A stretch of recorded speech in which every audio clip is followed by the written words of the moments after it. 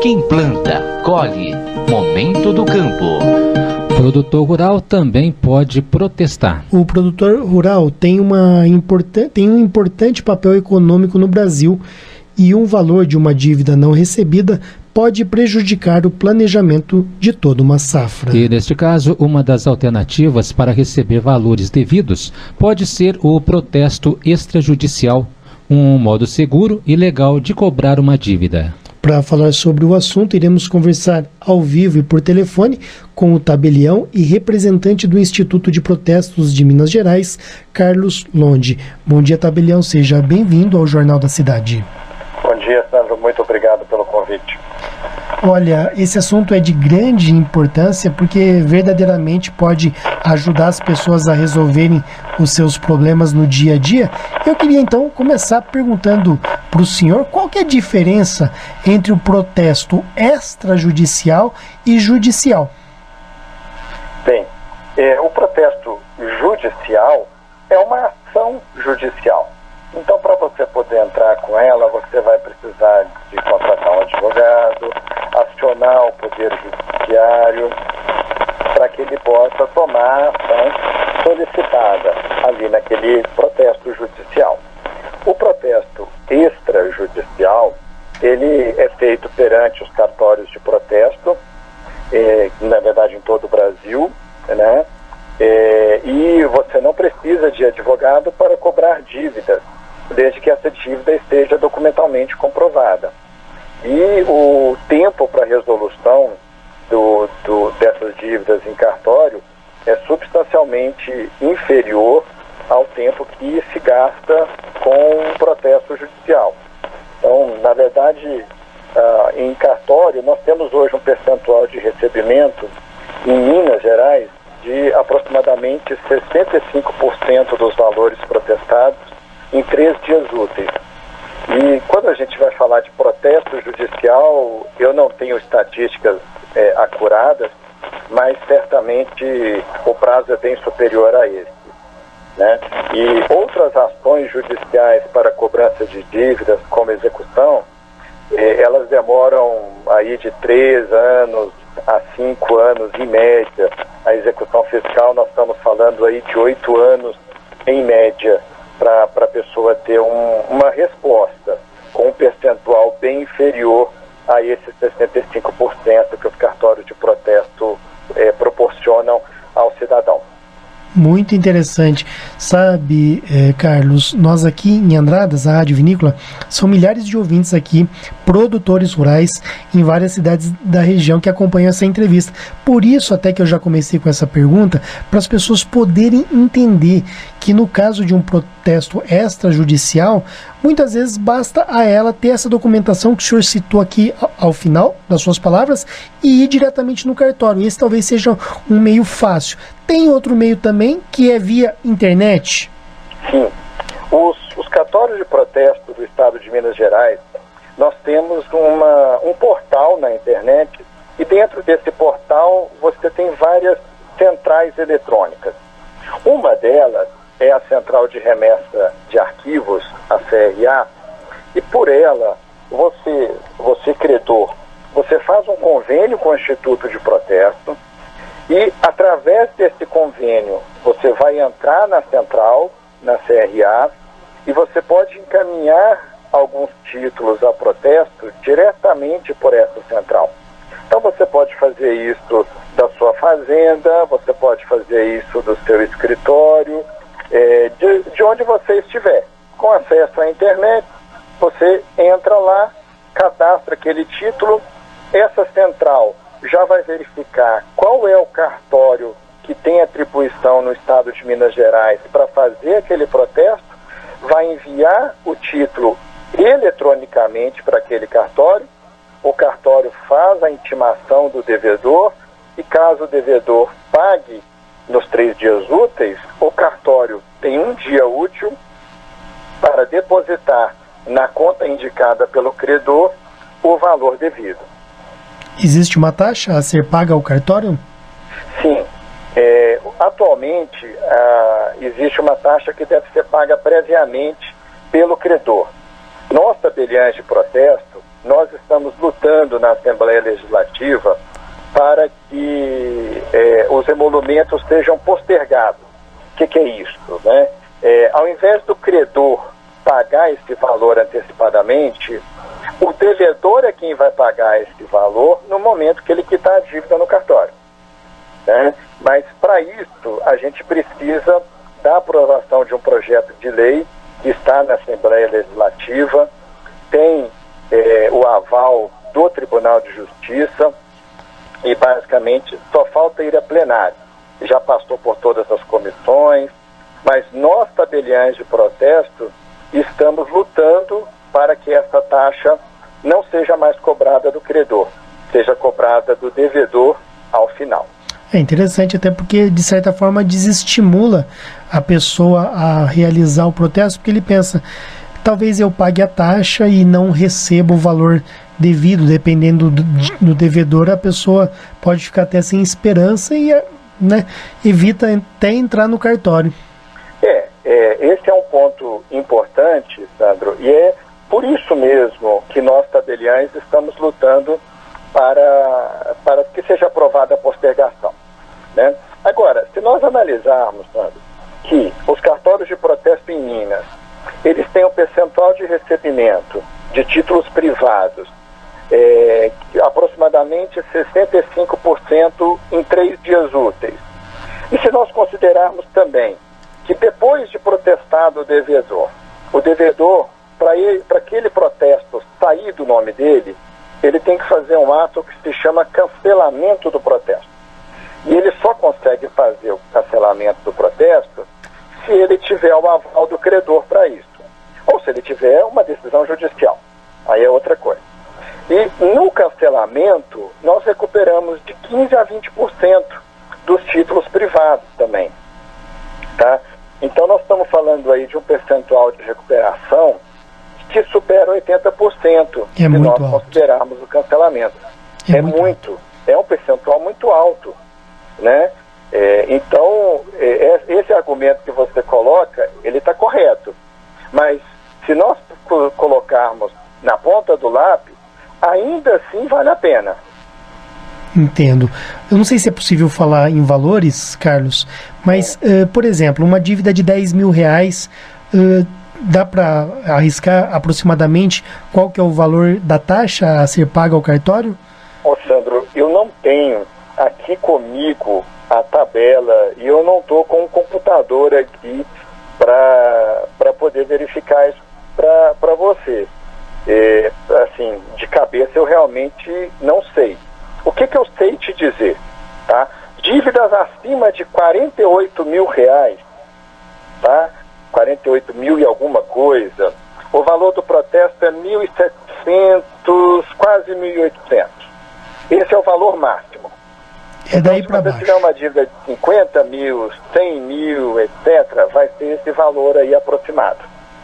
Entendi. Tá? Então um valor de 10 mil deve ser menos do que isso, né? Na verdade, é uma tabela que você tem faixas de valor. Então é de 0 a R$140 é um valor.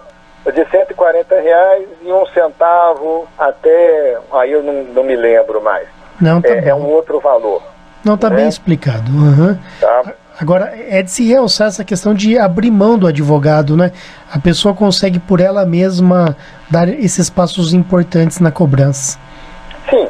O protesto extrajudicial, e aliás, os cartórios como um todo, eles têm, em regra, essa facilitação, né? Por quê? Porque o tabelião e o registrador, eles são profissionais do direito, com conhecimento jurídico, e são assessores imparciais das pessoas, né? O advogado, ele tem uma importância inegável, não sou eu que vou discordar disso, mas o advogado, ele representa a parte, né? É o advogado do autor, o advogado do réu, né? O tabelião, ele não está ali para representar o autor ou para representar o réu. Ele está ali como um assessor imparcial. Ele vai ver os interesses de ambas as partes e ver a melhor forma de formalizar essa questão, né? Então, assim, só colocando que é com todo respeito aos colegas advogados, mas que, em regra, realmente não existe a necessidade de participação dos advogados nos procedimentos em cartório. Existem alguns procedimentos que exigem, né? Então você tem lá o inventário extrajudicial, a partilha e alguns outros procedimentos, a uso capião extrajudicial, elas vão depender de advogado mesmo no cartório. Mas a regra é realmente a desnecessidade do advogado. Nós estamos conversando com o Carlos Londres, ele é tabelião, representante do Instituto de Protestos de Minas Gerais, está conversando com o Jornal da Cidade desta segunda-feira para falar sobre a possibilidade que os produtores rurais têm também de ingressar com protestos extrajudiciais, né? Um modo seguro e legal de se cobrar uma dívida. Carlos, eu não sei se é preconceito ou se existe um senso comum onde às vezes as pessoas pensam protestar não acontece nada. Parece que existe, eu não sei se eu estou enganado, um senso comum nesse sentido. Não adianta nada levar no cartório e protestar. O que você pode falar sobre isso? Bem, eu desconheço esse senso comum, Sandro, e caso ele exista, eu sou obrigado a discordar. Por quê? Vamos lá. Quando a pessoa ela é protestada, bom, primeiro, antes disso, chegou o título no cartório, o tabelião ele vai fazer uma análise formal daquele título. Se o título contiver todos os elementos formais, ele intima o devedor. E o devedor tem um prazo de 3 dias úteis para pagar em cartório. Ou seja, nós damos uma chance a mais ao devedor para quitar. Caso ele não pague no cartório nesses 3 dias úteis, ele será protestado. Esse protesto, ele vai ser comunicado às entidades de análise de crédito. Atualmente, os tabeliães de protesto, nós possuímos uma Central Nacional de Protesto. Então, é uma daquelas centrais que eu comentei no início do programa, que está lá no nosso portal. Lá você pode, Sandro, sem necessidade de cadastro e de forma gratuita, verificar se existem protestos contra determinados CPF ou determinados CNPJ em todo o Brasil, tá? Então é um ponto muito importante. Se a pessoa já está com protestos contra ela, você provavelmente não vai emprestar dinheiro para essa pessoa. Vamos pensar aí numa instituição bancária, por exemplo, né? Você, lojista, você não vai dar um crédito parcelado para essa pessoa. Hoje, só para você ter ideia, existem bancos que não dão talão de crédito para aquela pessoa que já é correntista se a pessoa estiver protestada. E, pensando no público da Rádio Vinícola, né, o público do produtor rural, essa classe tão importante e tão massacrada, infelizmente, né, você está lá, alguém pede prazo para te pagar um determinado produto seu. Você entra lá na CNP, e eu repito, né, é gratuito e sem necessidade de qualquer cadastro. E você verifica que aquela pessoa já está protestada, é um alerta que já liga ali para você. Exato. Né? Então existem consequências, sim, né, consequências jurídicas e econômicas para aquela pessoa que está protestada. E a dívida protestada, ela prescreve?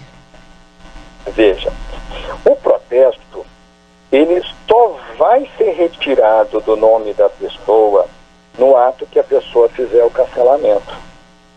E o cancelamento, como eu já disse antes, ele vai ocorrer ou se o devedor conseguir uma ordem judicial ou se ele pagar o credor. Né?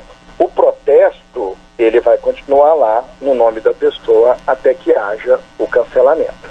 Então, isso a gente fala que o protesto, ele não prescreve.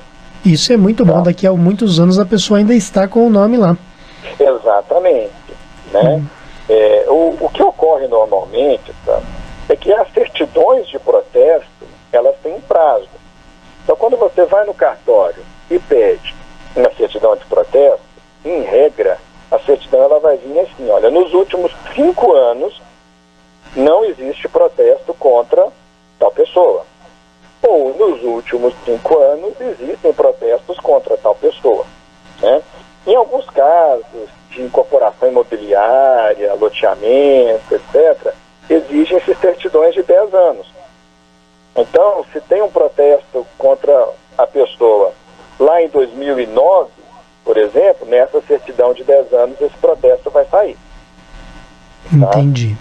Agora, Oi, pode continuar, Carlos. Não, por favor, termine. Quais os documentos que podem ser protestados em cartórios? Existe aí uma regra que estabelece esse documento pode, esse outro não pode? Veja, o artigo 1º da lei do protesto, ele vai falar que podem ser protestados títulos e outros documentos de dívida, tá? Para traduzir para o público, né, em geral.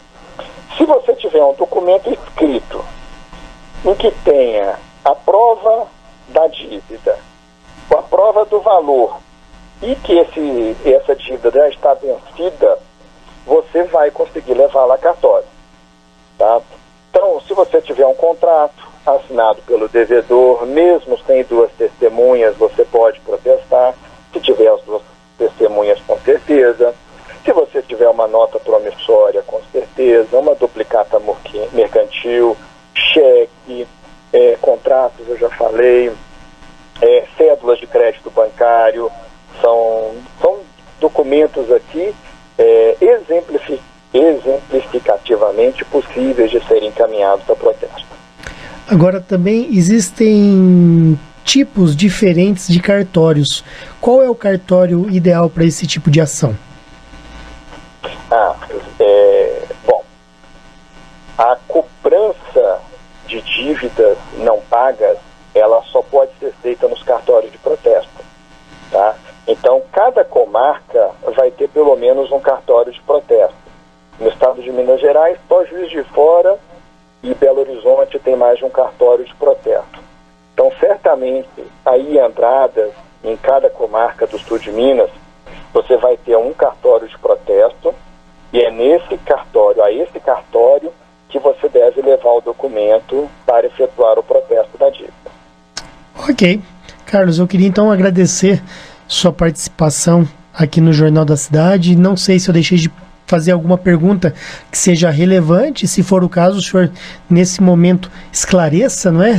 Ainda que eu não tenha perguntado, mas de qualquer maneira eu acho importante terminar também dando novamente o site, né, para as pessoas poderem pesquisar aí do protesto Minas Gerais.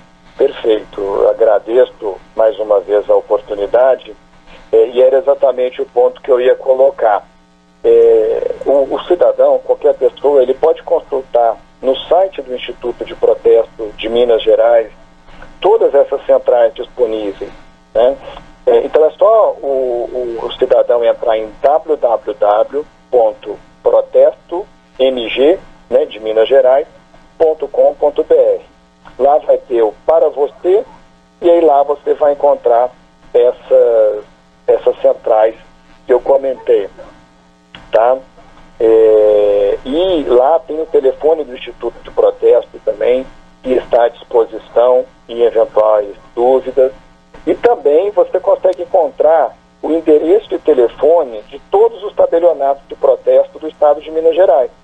Então, pensando no nosso colega daí de Andradas, ele pega aí o telefone ou o endereço do cartório de Andradas, pode ir lá no cartório e verificar, conversar sobre determinado título, tirar alguma dúvida que ainda tenha restado aqui da nossa entrevista. No mais, eu agradeço, Sandro, a oportunidade, e o Instituto de Protesto se coloca à disposição da Rádio Vinícola e de todos aí da região para novas entrevistas, para novas conversas, e é sempre importante a gente poder esclarecer a população a respeito da importância e da relevância do serviço de protesto. Muito obrigado. Nós que agradecemos pela sua delicadeza em nos atender, Carlos, tá bom? Obrigado e até a próxima. Ok, muito obrigado, um abraço. Nós conversamos com Carlos Londe, ele é representante do Instituto de Protestos de Minas Gerais e Tabelião, e falou aqui sobre este assunto aos ouvintes da Rádio Vinícola. Jornal da Cidade.